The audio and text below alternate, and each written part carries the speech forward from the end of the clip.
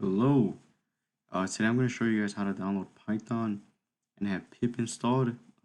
PIP that is a PIP. So I'm not going to be downloading the actual latest version, but if you follow the steps properly, I think it should work with whatever version is the current release. I'm actually going to be downloading 3.8.10 just because the newest version as of right now today is not compatible with TensorFlow, and that's the only reason why I'm actually trying to. I'm in need of PIP. Did I download the right one? Yes, I did. So you're either gonna download the 32-bit or the 64-bit. Hopefully the 64-bit because there's a lot of libraries and packages that are not compatible with the 32-bit.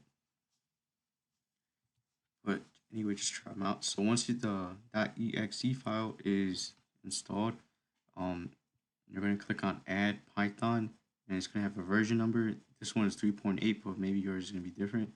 Click on that. I'm going to go to Custom Install, but I believe that if you just install now, you should be good to go.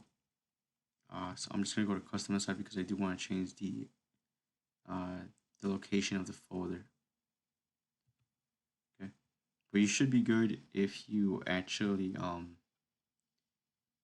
just simply what do you call it? I'm gonna put them where I want it at. I'm gonna have it here. Folder. I'm gonna call it. No, I don't want it in my documents. I want it. I'm gonna have to delete that. Here, my PC. I'm gonna call it Python. Okay. I'm gonna yeah. So I just did the custom install because I need a specific place to have it in. For what I'm gonna do a little bit later, and it's a lot more easier if I just have it on this PC. But for you, I think you'd be able to just do the default installation. You should be good. Just gotta make sure that you click the checkbox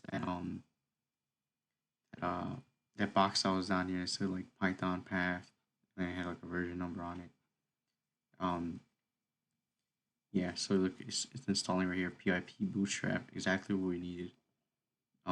But yeah, that's pretty much the end of the video. I think once it downloads, I'll show you guys that it's actually in there. Um,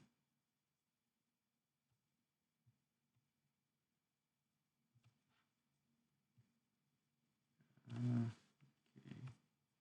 wonder if it's gonna come up right here. You see, I have pip right here, so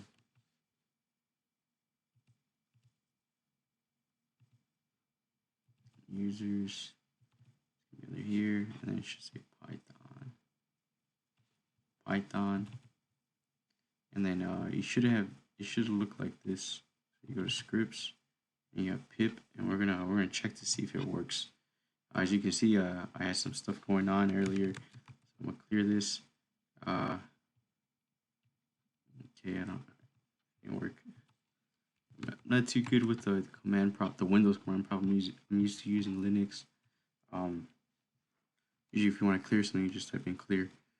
So we're gonna actually type in PIP and then a version. It should come up.